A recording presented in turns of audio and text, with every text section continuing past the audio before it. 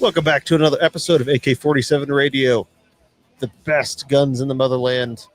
Stamped, never milled. Duh. That was supposed to be like a James Bond reference, but it didn't come out. It didn't come off very well. Tonight, as always, we have head of Space Division, Mikhail Gonzalez. Duh. Boris, the commissar, who is apparently invincible but not here tonight. And I am probably one of the computer technicians that gets killed by the chick in the GoldenEye facility, Sam Alexander. Duh. By your girlfriend. Wait, no, she's the... Sorry, I watched GoldenEye recently, and so now everything in my life has to do with GoldenEye. Dude, I almost watched it yesterday, and I regret not watching it because I love that movie. That was my first Bond movie ever that I saw when I was a kid. Let's see, that movie came out like 1994 or 95 or something like that. Mm-hmm. So it came out when I was 11 or 12, and I ended up getting it on tape at some point. I never saw it in theaters, but I got it on tape because when I started collecting movies, I was collecting VHS tapes, and then DVDs came out, and I was like, what the hell? All the space savings. Right? I was just mad I'd bought all these tapes for like $15 a piece. Yeah. And now they're essentially trash. But anyway, GoldenEye is one of those like classic favorites. And not only that, I do think it's genuinely one of the best Bond films of all time. Mainly because one of the reasons I like it so much is because it's not one of the typical have henchmen in the back poking brightly lit buttons that do nothing. Like everything was a fairly realistic, if not realistic, terroristic approach to a really high-tech bank robbery is what it amounted to. And like the ending in the base in Cuba, it got real close to henchmen with brightly lit buttons that do nothing. But thankfully, they just had a couple guys at workstations with workstation buttons that didn't do anything, probably. It was probably... I don't think it was the first... I don't remember... first James Bond movie I ever saw was probably either GoldenEye or Goldfinger. One of the two golds. I have strong memories of both of them as a child. And then go ahead. No, I was just going to say they're both staples. I haven't even seen all of the movies. I've seen most of them. I don't know which ones I've not seen because you don't know what you don't know. But I think I've seen all of them because growing up in a rural area, the bookmobile would come by. Do you know what a bookmobile is? I do, in fact. Well, if people don't know what a bookmobile is, just imagine an RV that's like a little library on wheels, and it goes to all those poor kids in the boonies who can't get to a library. It's like the Wienermobile, but better. Better, I would agree. Books instead of wieners. But they'd have a little DVD section too, and they'd had a rotation of the various Bond films, it felt like. So I'm sure over the course of 4 or 5 years, I saw all of them, for better and worse. Although as a kid, I liked them all. As an adult, I'd look back and go, all right, some of those, especially a couple of those Roger Moore ones, are a little hokey. Yeah, some of them, and honestly, Roger Moore was... I didn't like Roger Moore as a Bond. He was just... The tone it was like off. Yeah, you know what? That's exactly it. It was his tone. It was like Roger Moore himself didn't take the role seriously and gave every little line he did just a tiny bit of sass. You know what I mean? Just a little too much sass. Like Sean Connery had the witticism to him, but also like he could do the hard edge. Mm-hmm. And then there's the dude they had in the middle, which I think was the one with like the ski resort, which I liked just because it involved skiing. The Timothy Dalton one. Yeah, was that who it was? Yeah, there was Timothy Dalton, Sean Connery, Roger Moore, George Lazenby did one. George Lazenby did On Her Majesty's Secret Service. I think that's the one in between. Yeah, because it's like 1969. All right, which is also one of the best. I don't remember it other than I remember liking, the whole we're going to ski downhill and shoot each other. Well, I liked On Her Majesty's Secret Service because it had absolutely zero henchmen pushing buttons doing nothing. Oh, well, fair enough. There was a distinct lack of them, and when you watch the other Bond movies, hearing my words in your head, you're gonna start seeing the henchmen in the background, and you're gonna be like, "Oh, god damn it, he ruined it for Well, they me." wear little jumpers half the time too. Yeah, they do. They all wear the little henchman uniform, and some of them get shot. A lot of them just get like tossed over railings randomly. Yep. I think the most of them I've ever seen was in Moonraker. Oh god, Moonraker. That's what as a kid I liked, and then looking back, it's like It's so dumb. this movie's a little weird.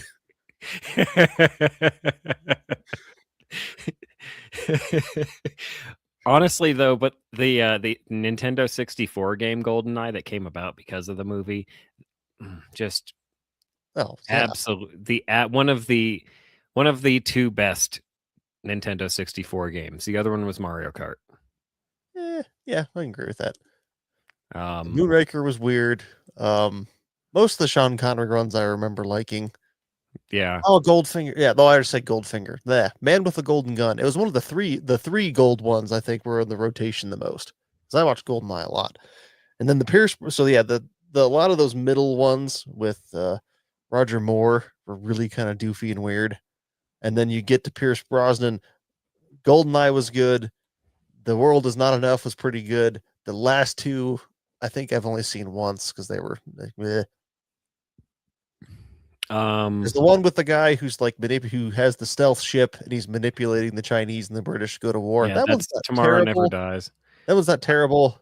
I like it. It's not Too as much good as China. GoldenEye though. And yeah, the And then whole China thing and the media mogul, like that was the media mogul part was like, oh, okay, that's interesting. But the rest of it was kind of, and then that last one, I think, with the Die one, Another Day. yeah.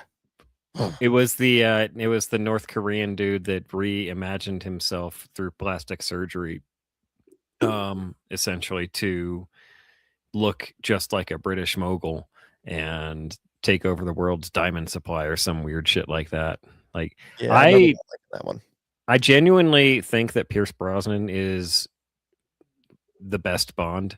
Um, just because he's number one, the dude's a damn good actor. Number two, he kind of puts the air of debonair and sophistication to the role that Sean Connery brought his sense of humor with it, and he had a fun time doing the movies, I'm sure. But the way that I don't know what it is, but Pierce Brosnan's chemistry with being Bond is just, I think it's pretty on par. I really dislike the new ones.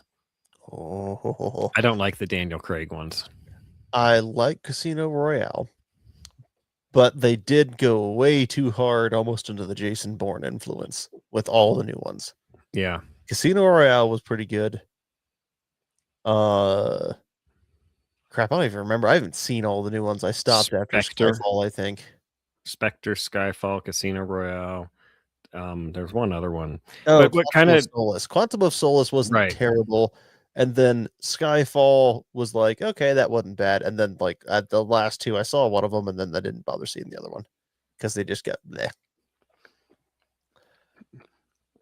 I remember seeing Casino Royale. Don't mind my banana. I'm gonna mind your banana. I don't like it. um, Oh, I put your remember- banana up top. Poke him with your banana. poke.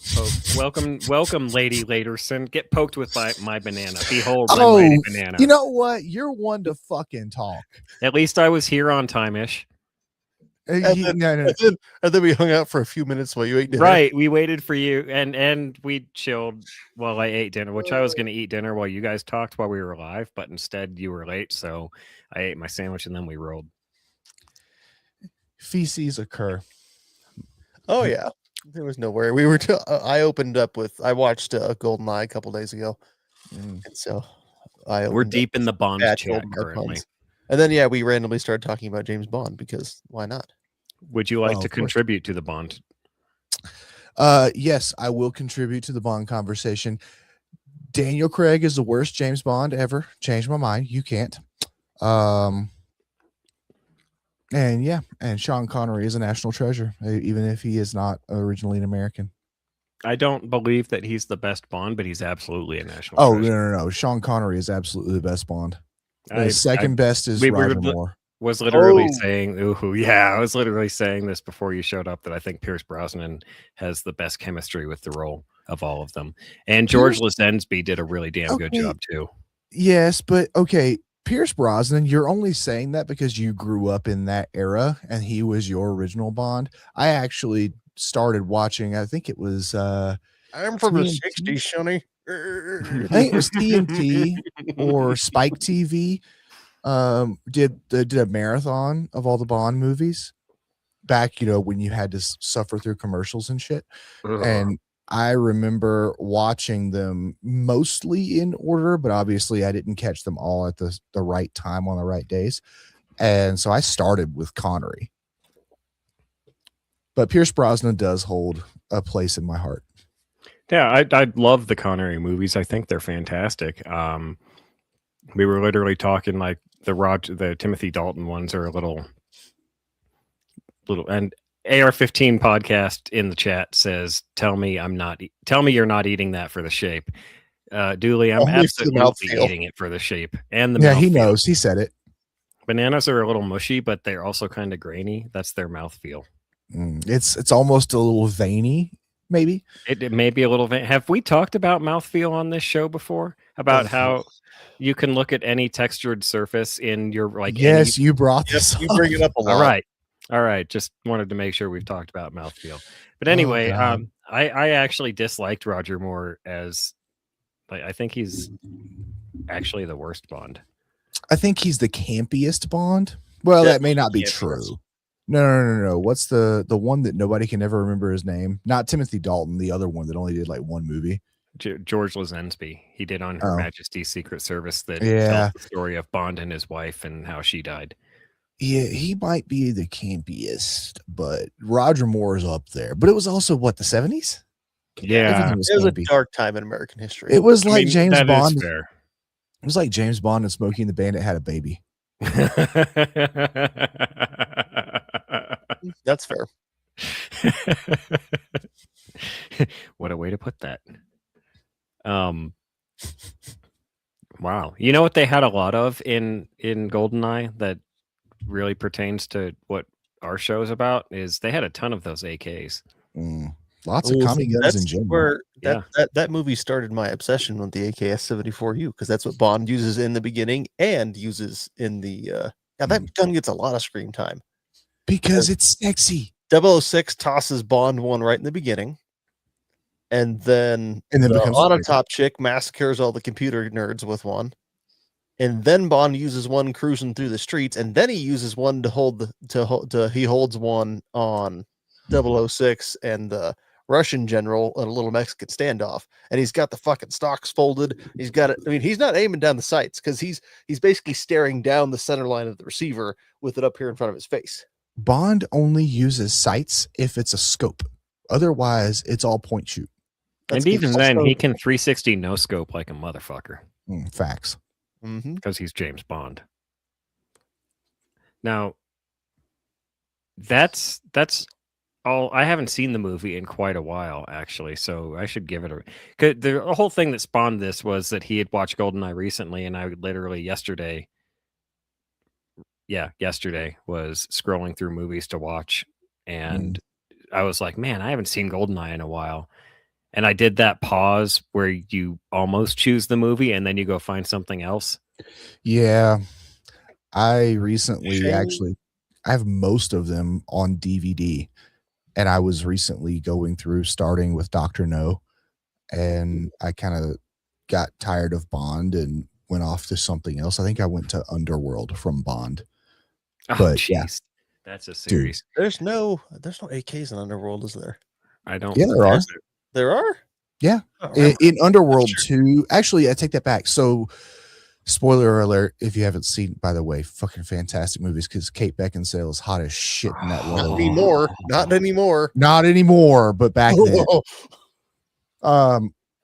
No, it's pretty much the typical. The good guys use German and American guns, and the bad guys use commie guns. So all the Okay. Lycans pretty much use AKs when they have rifles. And It's been a long time Underworld, since I've seen those. in Underworld 2, they're in Russia or some Russian adjacent country. So the cops have Generic Eastern European land. yes, the cops have AKs and the furry hats with like the star Oh on them. yes, I love the furry hats. Yes, Where I have one of the those. furry hats with the floppy doos for your ears, but nobody Yeah. ever has them flopped down to protect their ears, even in the biting Yes. cold. I have one of. To tie them back up. Well, that's why American technology is better, comrade, because I have one that's American. It's a tank hat. Or not a tank, helmet cover. It's basically meant to go inside of your helmet when it's cold outside so you can still have your ears warm. I have one, but actually I have a Soviet one. I thought it was down here next to me, but apparently I must have moved it. I gotta find mine. It barely fits over my head. My dad gave it to me for hunting. Oh, sorry. I was cruising the internet real quick, and this is a total because what we were talking about wasn't fun enough. You had to go. Oh, I talk about stuff all the time. I was looking at the RPKs right now, and then I noticed that PSA has a Mark 23 with an OD frame for $2,000 on sale for Valentine's Day. Ooh, that's a good price. Although for Mark 23, yes. Although FDE, God, you would rattle can it. Never mind. You're a heathen like I have that. never rattle canned a pistol, actually. Not yet, anyway. Yeah. Okay, not a pistol that you know.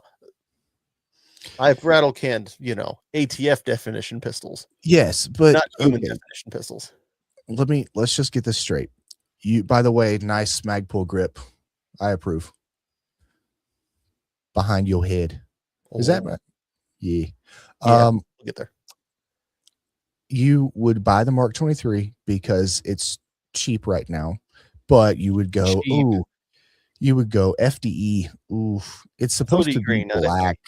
Okay, that's even, you would absolutely rattle can that. Just because it's not. I wouldn't rattle can just the frame. I would just rattle can the whole gun. I don't see anything on that wall that he is beneath him. There's nothing up there that he'd be like, I wouldn't rattle can that. No. The OPAP. I wouldn't rattle can my OPAP. No, you're right. Yeah, you would. For the right price, you would. I don't know what the right price for rattle canning something is, but if actual money is involved, yes. But otherwise, no. He would do it just because he's bored. that is the longest centerfire rifle I've ever owned, and I have not touched it with spray paint once. Oh, so I have difficulty believing that that's the longest rifle you've owned. Centerfire, the Great longest Lakes, term, not longest. Oh, I was just trying to make the joke, but it was not getting there. That was a terrible joke. It ran out of gas. Ain't got no gas in it. Anyway, besides watching GoldenEye, you guys get anything going this week, fun wise? I did my match. As they say on our arch rival show, did you do anything fun with guns this week? Here's to you, Nemesis. I went to my ranges match on Wednesday night. Had some fun. It was a little frustrating. I was fighting some nerves. Nerves that have not popped up before as of late. Mm-hmm. And I felt like I just did poorly. But I did better than I think I did. I sent the videos that my daughter took to my mom, and she was like, "Oh, you look fast. You look a lot better." And I was like, "Yeah, but you weren't there. You don't know how I felt. You don't know the nerves." And before every stage, trying to take a deep breath, and your heart's just pounding, and it won't fucking stop. There's nothing you can do, so your hands are so shaky because you're like, fuck. And it's not like I expect to beat anybody there. Was there vomit on your sweater already, dude? Mom's spaghetti. I just don't know what happened, but the video looks okay, and I'll get it up on the old Instagrams when I have a chance to edit it all together and whatnot. But Yeah. you can, Shit happens. You probably did fine. yeah, I'm probably just being harder on myself than I should be, because that's what I do. I beat myself up. This is the way. This is the way. But it was a lot of fun. The extended mag releases that I put on a couple weeks ago, those worked fantastically. There were numerous reload stages, and the reloads worked out really well. Instead of me fumbling for a mag release, like I pressed it and they came out. Makes me think that that's what Glock should have had on there the entire time, and why they went with the shorter one, I'll never know. Duh. But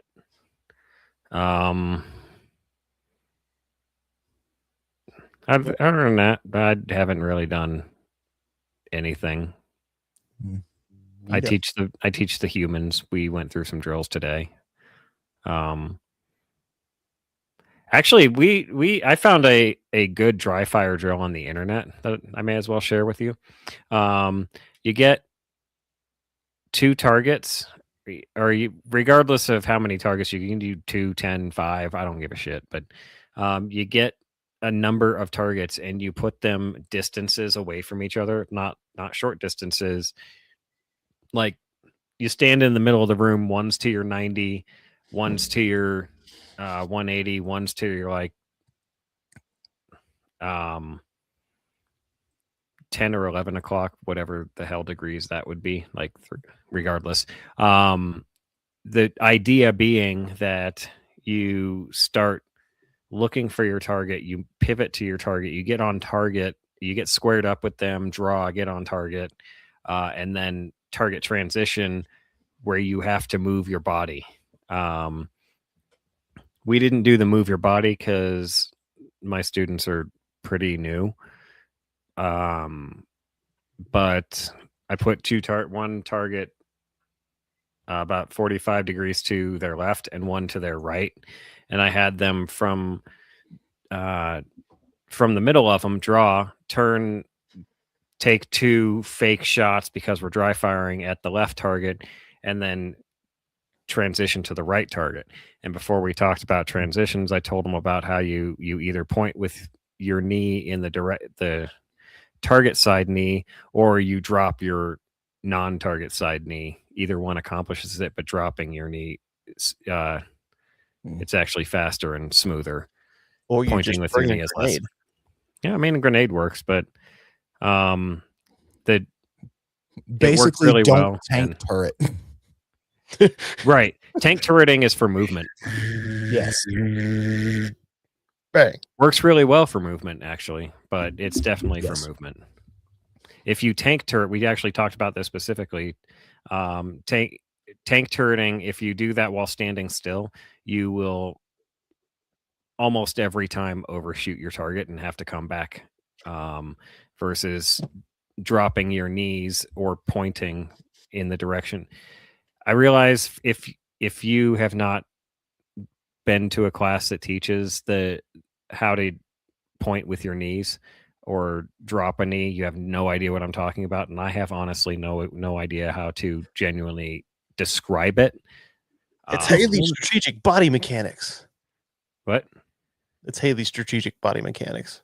Anybody that's done martial arts for any amount of time and also has done more than just shooting standing still on an indoor range on a lane has figured that part out.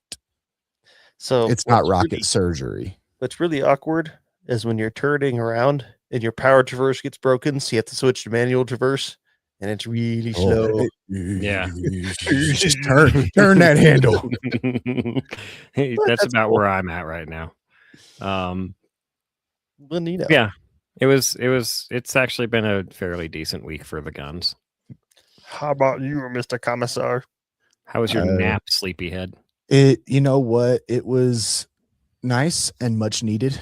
My sleep schedule has been so all over the fucking place lately. I've actually started keeping a sleep journal because of my sleep schedule. But anyway, no, this week I didn't do anything with guns specifically, but I do have a buddy that had some surplus items that I bought from him from a very good price. He shipped them yesterday, so I don't have them yet, but I'm very excited. I will show them off once I get them in. And he had a ACH helmet that is in my size that I'm going to buy it from him. I have not sent him the money for it yet, but he was a total Chad because we go way back, and he threw it in the package and was just like, pay me when you pay me. He's also trying to just get rid of some stuff and clear up some space in his house. So I feel that right now big time. Yeah, very excited about that. The other thing that I did, so we talk about Ace a lot, and I don't want to beat that horse to death, but I got holster Nice. for Ace pistol. That's a neat looking holster too. Speaking of Moonraker.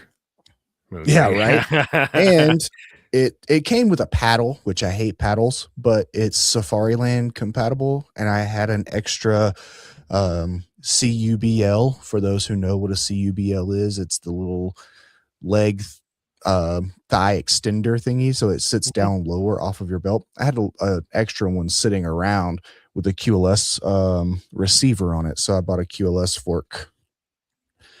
And yeah, it's definitely impacting my Ace scores in a negative way because I'm not just starting from the low ready every time, but I'm getting draw reps in. So yeah, that's much better. It's not a retention holster. It's just friction, but a lot of holsters out there are just friction anyway. And if I get the hardware for it, I could actually put this inside the waistband because it's an ambidextrous mount type holster. You don't have to choose left or right hand. So I could swap it between OWB and IWB if I wanted to get some pull-up shirt reps. That's pretty neat. Yeah.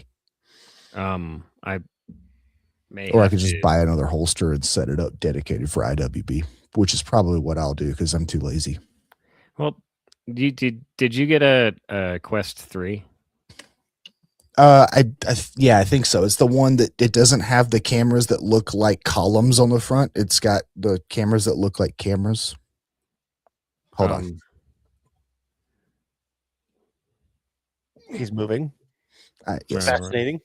Oh, that's a 3 plus or 3S or whatever. Yeah. Okay.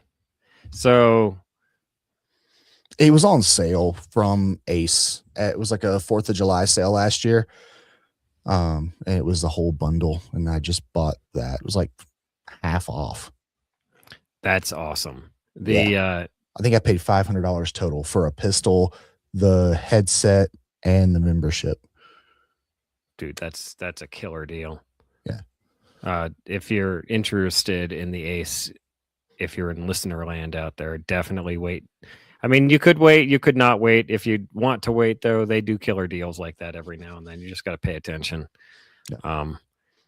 I asked about which one you had because I have a Quest 2, which is the older version. The controllers, they're like your controllers, except dumber. Your controllers are like these tiny little circles, and they've got these tiny little nubbins for grippies. Yeah.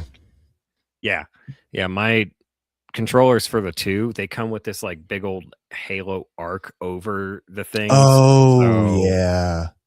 Like any in the waistband stuff is not gonna fly because I'd have that big stupid ring. I mean, this would be quite a bit. Yeah. But then again, like I'm concealing it, but I'm not really concealing it because I'm in my house doing stupid shit. It's not like you're worried about printing with that. Exactly. But yeah, it would still be uncomfortable to hold between a belt and my belly. Yeah, probably. Yes, does not sound quite belly comfortable. But then again, normal inside the waistband concealed carry is also not comfortable, but it's not supposed to be. It's supposed to be comforting. Is it comforting? It is comforting to know that if I need to not die, I have an opportunity to help myself not die. I like that. Not dying is high on my list too. Yes. Despite our best efforts. Right. I could take it or leave it. One of my favorite things to say at work is, despite my best efforts, I learned something today. That's another good one. I might steal that for my work. By all means, tax it. It's yours. Mm. I mean, you could try the. Have you ever? Are you a big like Instagram meme guy? Not even a little bit. In fact, okay, can I go on a rant for a minute? Because this has been bugging the shit out of me. Oh no. Okay. I have some friends and I love the crap out of my friends. Okay, so you're talking And about us. Got it. not talking about you guys actually. I'm not disparaging these people. I won't name them. What do you mean by Also- these people? Yes. You people. No. But what is it with the modern man, like the modern male, who he wants to have a bro friendship with people, which is cool. Okay, that's good. We need that in our lives. We need testosterone. We need to share that experience with each other. But instead of just saying, "Hey man, what's up? How you doing?" No, I'm going to send you an Instagram reel or a Facebook reel or what, like something, and that's the only form of conversation we have. Why not just be like, "Hey man, how's it going? You still alive?" Because I laughed at this, now you must laugh at this. Yeah, but I don't laugh at it most of the time, and half the time or more than half the time, it's a meme or a reel that I've seen before because it's on the internet. I don't even go on in Facebook or Instagram. But I've seen this before. It's like, okay, cool. This is how we connect and interact now as men. Instead of going to the tavern, getting drunk, and sharing our ideas about the universe. We should go to the tavern and get drunk. We It's should. cheaper to get drunk at home. Yeah, but Well, by the tavern, he means Das RV garage that we went to and got drunk at. I was actually thinking the opposite. I was actually thinking that maybe we should go out to a tavern. That would be a hell of a lot of fun to just, drink the beers. All of them. I have to buy an ale horn first.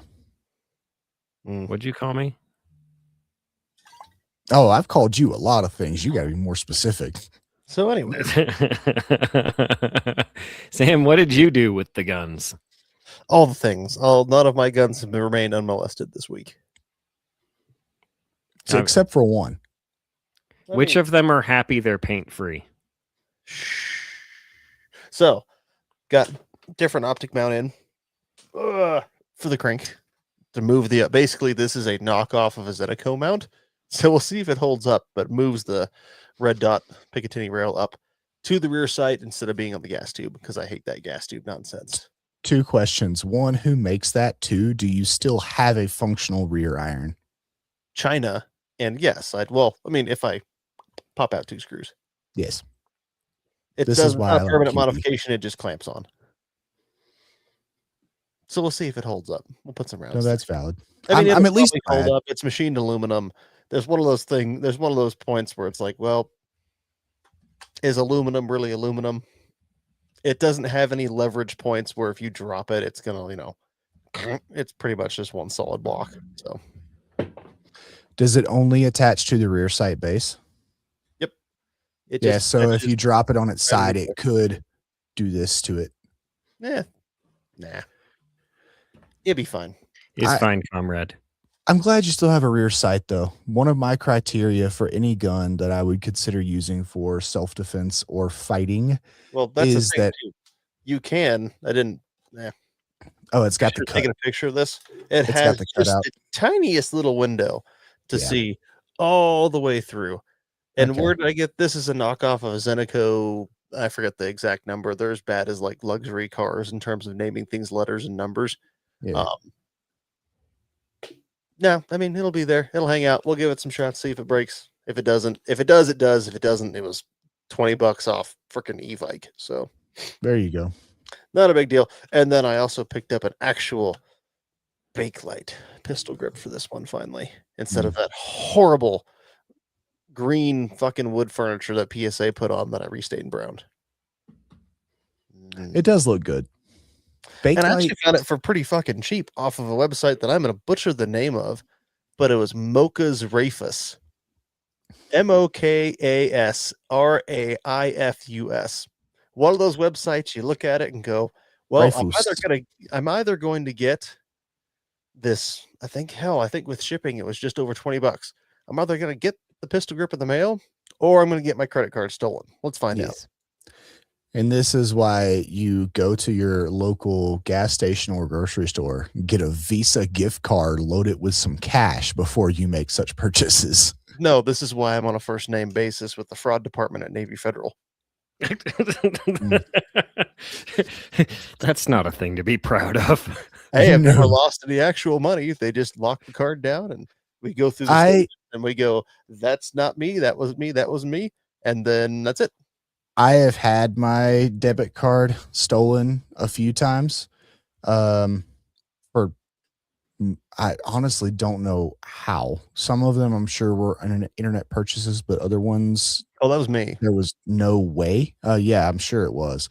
Yep. And my bank is great. I called them. There was one time I called the dude. I had just woken up, looked at my account, noticed that my card had been stolen and I had just gotten paid. So like they stole all the money that was there, but then I got paid during the night while I was asleep. So I'm standing there in my underwear in my room. I was actually back home visiting family. And I'm freaking out, obviously, because my money's getting stolen and I'm worried about my entire brand new paycheck getting stolen. I'm on the phone with the guy and I'm like, hey, I'm traveling right now. I can't. And this was before I was married. So like, I didn't even have like, hey, wife, let's use your debit card for everything until I get my new one. Like, I can't just let this stay, but I can't just have all that money frozen until I get back home. So the guy was like, no, dude, it's cool. Just get dressed. Go to an ATM. I'll stay on the phone with you. I will up your ATM limit because, there's like a limit normally for taking money out. Yeah. It's like, I'll up your cash withdrawal limit. And he was on the phone with me for like 30 something minutes. We talked about Star Wars and some other shit while I was getting dressed, driving to Walmart to go to the local ATM to pull as much cash as that ATM. I literally cleaned the ATM out of cash just so I had money for the rest of the trip until I got back. And then my new debit card showed up in the mail. Dang. Yeah.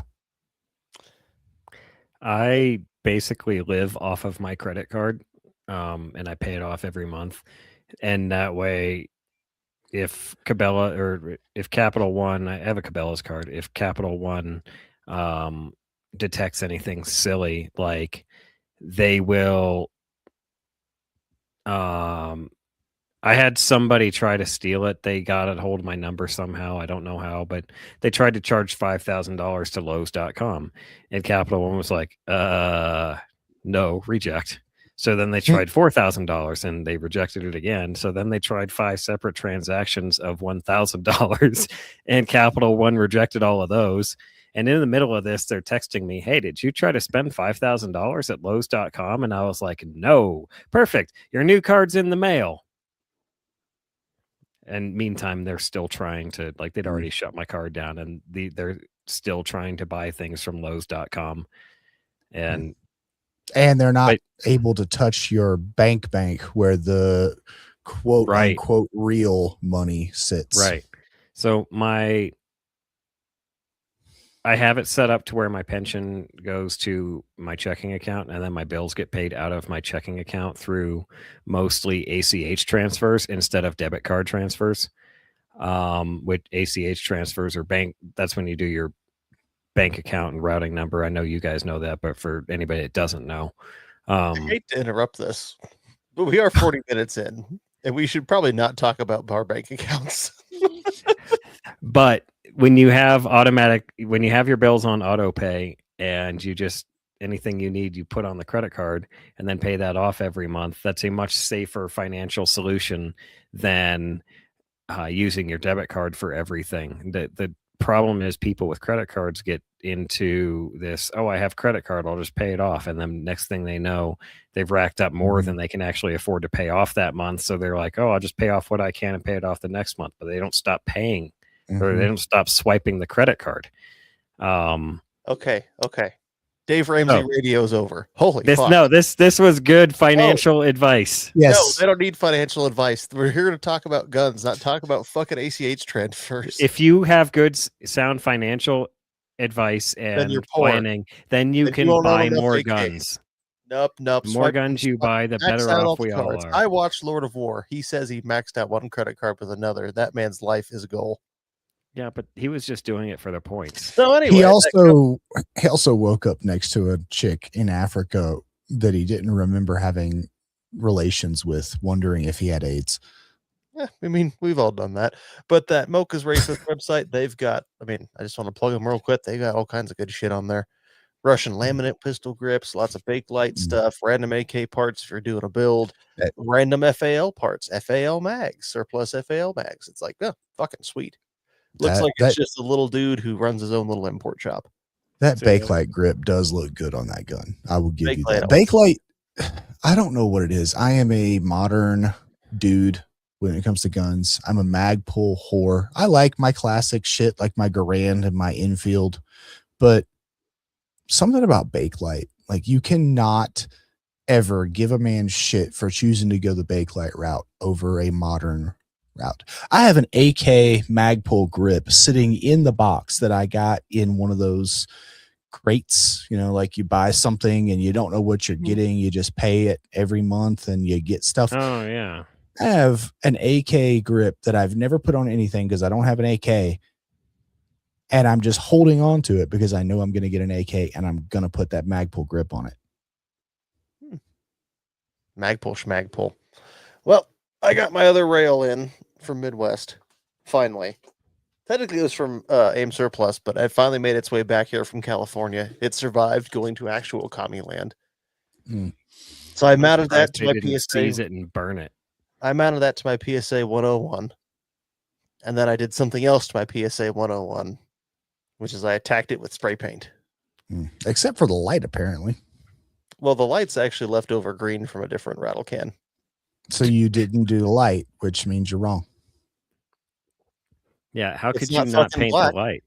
The light is painted. It's just fucking green. But you didn't paint it with the rest of the rifle, so you didn't paint it. Well, you take the accessories off and you paint everything separately. No, you keep painted flashlight into combat. You keep everything on the gun. It's painted. It's not unpainted. You keep everything on the gun. You tape off. That's how you get areas where shit doesn't get fucking paint on it. So you take off your laser and go, fuck, there's a black spot on my rail now. Same with underneath the flashlight, you have a big fucking shadow zone. Once the accessory goes on the gun, it is a part of the gun until you upgrade to something better. For example, lights. What fucking world you live in? Well, now I have a fucking 2010 era M300 Scout on one of my rifles.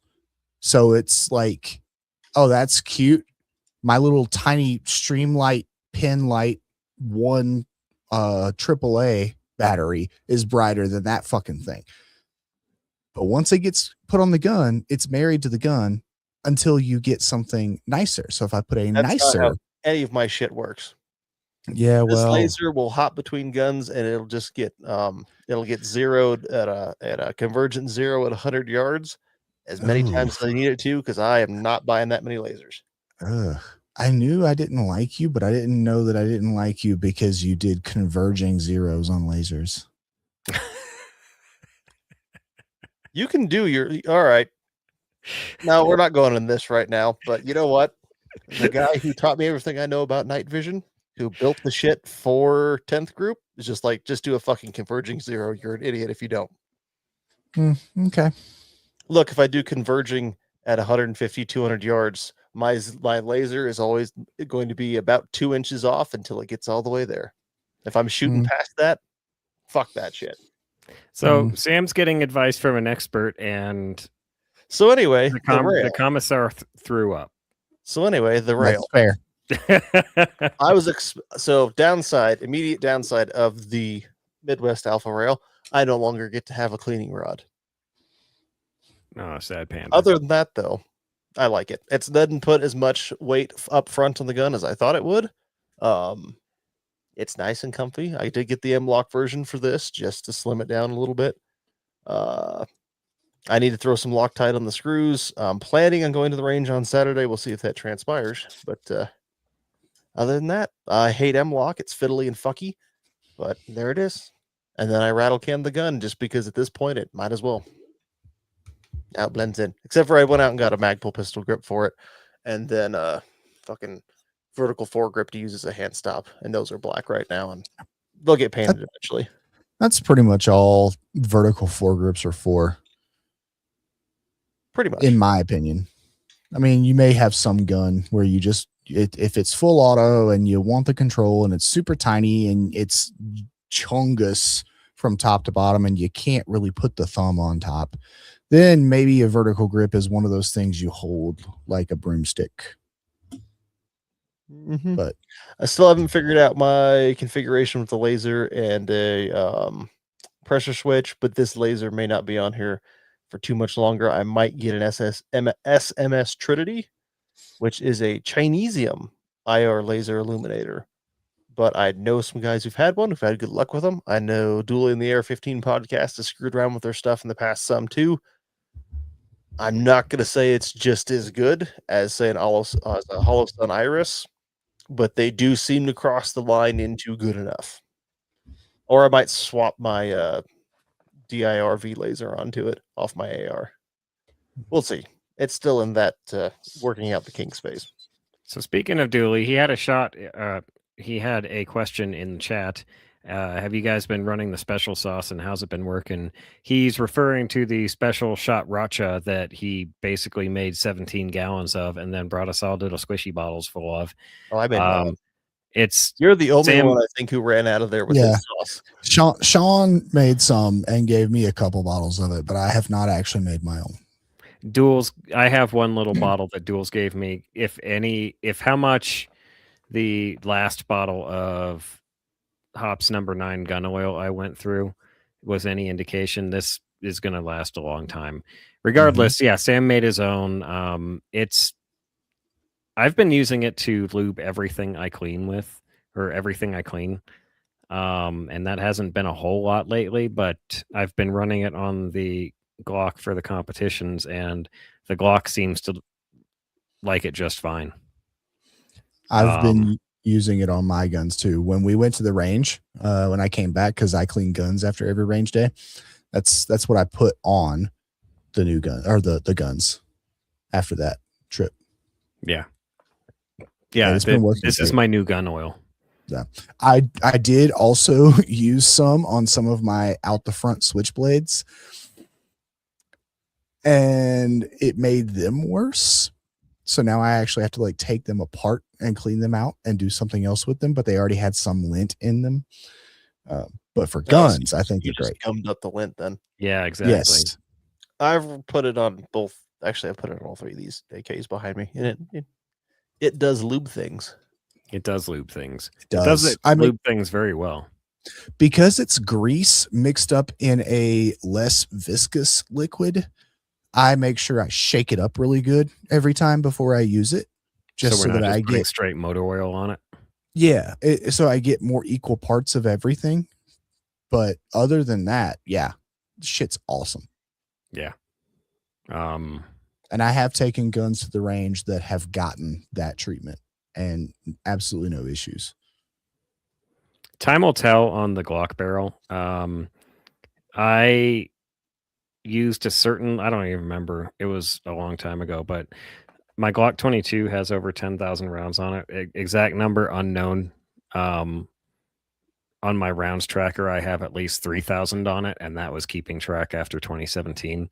So it was over 10K before 2017. This was my first gun that was all mine.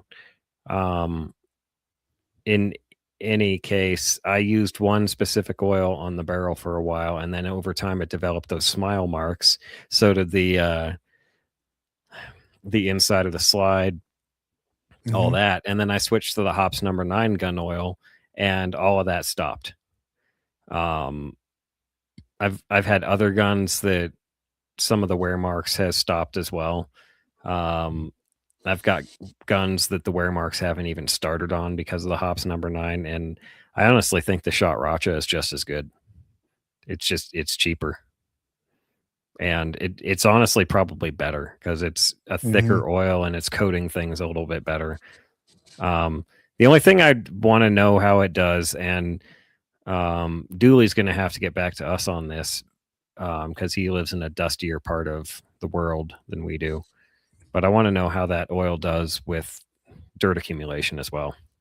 Because oil attracts dirt and grime and whatnot. So my actual bigger concern would be, how does it do in extreme cold?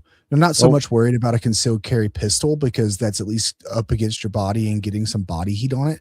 But if you put that, say, on a AR and you go out and do like a boys hike ruck camping trip for the night, and you have your rifle next to your sleeping bag or outside your tent or whatever, and it's coated in that stuff, I would be more worried about it getting frozen up than collecting dust, because any lube is going to collect dust. Like, I'm going to very, very, very lightly lube any gun if I'm in a dusty, sandy environment. Yeah. For that reason. If I'd lube it at all, I might just make it run raw dog. Raw dog. I'd love to find that out, but it hasn't been freaking cold yet. Yeah, I know. Well, we did have that experiment. Sean from We Like Shooting threw his Jackal in the deep freeze after he cleaned it and lubed it with the Shot Racha, pulled it out the next day, and it was cycling fine. It felt fine. Yeah. Granted, that's not exactly a like real world test by any means, but guns do different things when they're powered by gunpowder versus manpower. True, but with manpower, you can at least feel how the action cycles before you put it in the freezer and then after you pull it out of the freezer. And if it feels different, if you get more resistance, then you would notice. He said it. He's in South Dakota, and it's held up to South Dakota -17 so far. Which the deep freeze was -20. So, that's valid. Sounds like it works. The grease, I wonder, I'm not exactly a petroleum guy. I don't know much about the stuff. But my guess is the grease keeps the oil from gumming up too badly. The reason I think that is because the motor oil that you use, we've talked about how to make this stuff on this show, haven't we? I don't think we actually have. Yeah, we haven't. Oh, it's a mixture. But I also don't want to give out the formula because it's not mine to give. It's a secret. Go listen to AR-15 podcast if you want the recipe. But it's basically motor oil and grease. The exact quantities of things we'll let Dooley give out unless he says we can here. Regardless, motor oil, the differences in motor oil, like 5W30, 10W30, 1540, etc., stuff like that, each oil has its own temperate range where it works the best. And like oil like 5W30 stops working really well right around -5 degrees. Which means if your car's left out in -10 degree weather and you have 5W30 in your motor, it doesn't mean your oil is freezing. It just means it's getting a little thicker than the car really likes. Because it's starting to cool down. The molecules are stopped. They have stopped. Viscosity. Yeah, correct. It's more viscous. And if you get it too cold, then that oil can't travel up the oil channels in your engine block, and then it won't lube the motor properly, and then boom, you explode your motor. Hopefully your motor gets lubed before that happens. In any case, my what I suspect is the grease helps prevent the oil from getting too viscous in the really, really cold temperatures. I would think it would make it more viscous because it makes It's it the other way thicker. around. The grease is in suspension in the oil. Yeah, so it's So the thicker. oil is preventing the grease from gumming up and freezing. Yeah, Because I used to switch out granted, I don't think it ever made a difference, but in that OPAP, I used to grease it in summer and then oil it in winter Mm. to prevent the grease from getting too gummed up in the cold. Granted, I don't think it would have made a difference with that thing. That thing's run every variation of lubed and dry from here to fucking KY dump. I keep original. My buddy that I bought my Garand from gave me some original World War II grease. I got some of that somewhere too. Yeah, in those little bottles. I don't shoot it often enough that I'm worried about going through all of it, but I do keep a little bit of that grease on it. Just it's like Captain America. You know, you put him in storage, and then you keep him in a room that he crashed in the Arctic. That wasn't storage. And yes, but then they put him once they thawed him out into a room that looked like what he grew up with, so he would think the world was the same and he wasn't out for that long. That's basically what I'm doing to my Garand. I just keep the original sauce on it so it feels at home. It's nice. It'll run great. Not going to grab that for World War III. So, and then at the very last minute, shove a 180 grain in it and make it question everything it knows about life. Oh, fuck no. I only run M2 spec 150 grain ball.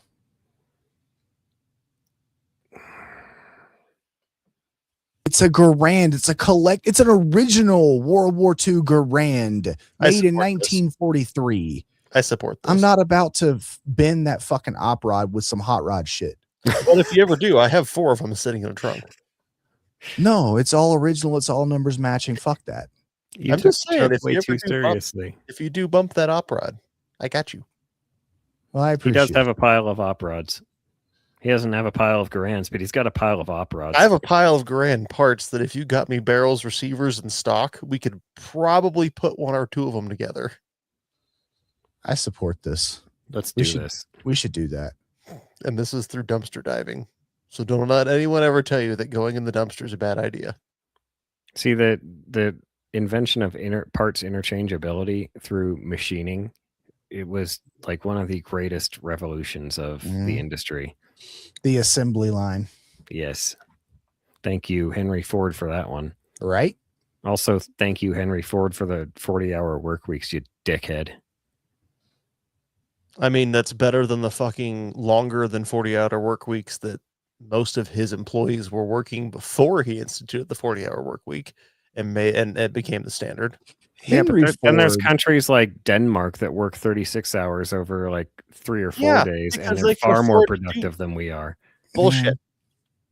If they were far more productive, they'd be able to pay for their own defense. If you'd been to Denmark, you would not say bullshit. You'd look at Denmark and be like, "Wow, this is a way better country." I look at Denmark and go, "Man, this would be a great fucking vacation home for a 51st state." I went to Spain. I looked around and went, "Shit, this place is too hot. Let's not annex this one." All I know is Henry Ford was the Elon Musk of his time. That's probably valid.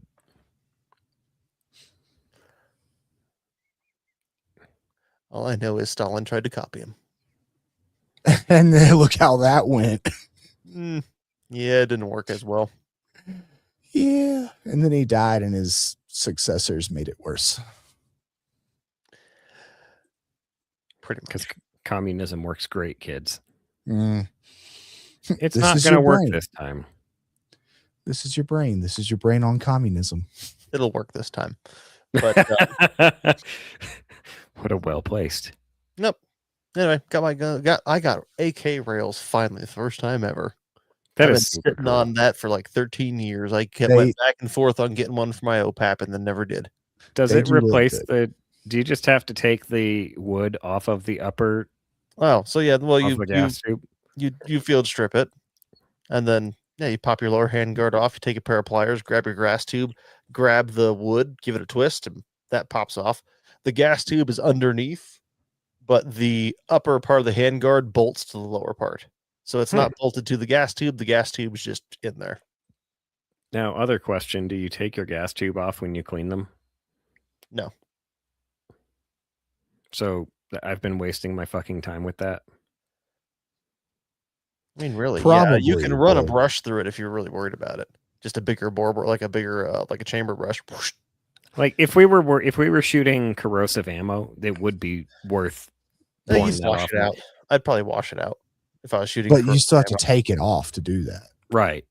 And then you would also want to clean your gas block.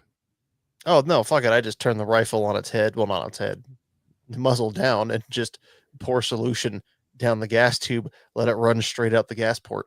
So you're still cleaning in some fashion. Yeah, but the I'm not going gas to take block. the gas tube off when it's freaking shielded by a rail, because then I've got to fuck with my rail.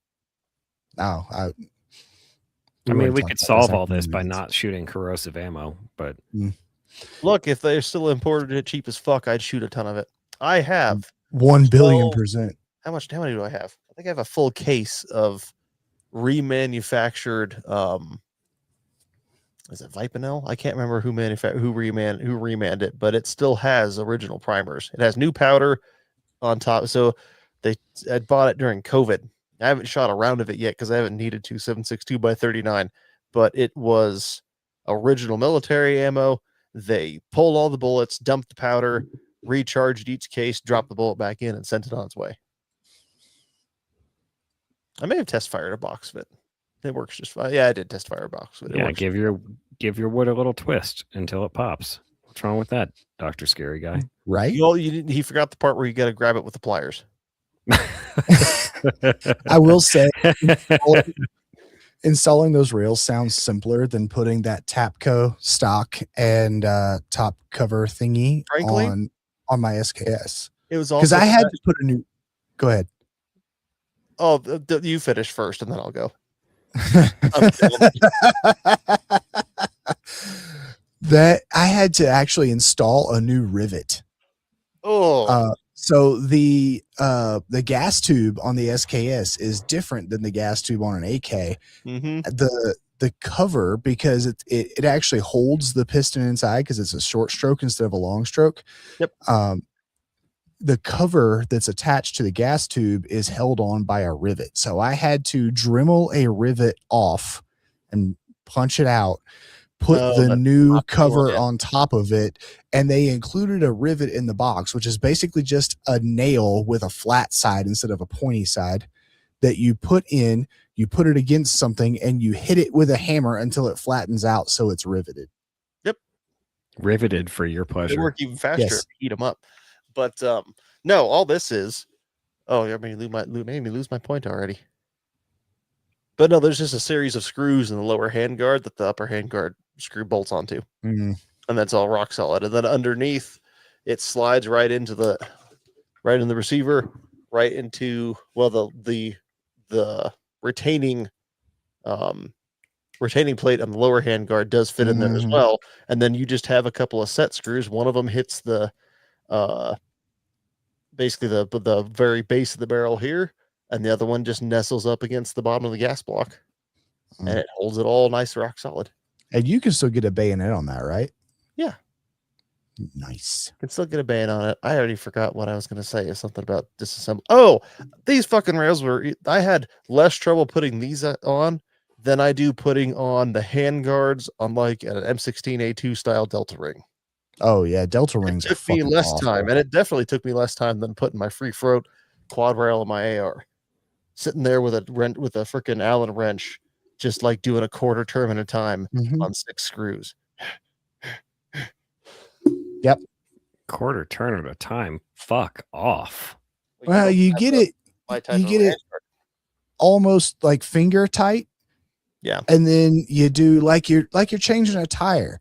You do the diagonal pattern and but when you change a tire, you run one lug in all the way flush and then do the next one's crossways. You don't turn the lug a quarter of a turn until the wheel's mounted. Well, yes, but you want it centered up. Yeah, because if you just start fucking cranking on them, then you shoulder your rifle, goes sweet, and then you look at it and you notice that the barrel goes this way and the rail goes that way. Yep. You're like, oh, a rail is not wide like a tire. A rail is skinny, but is long.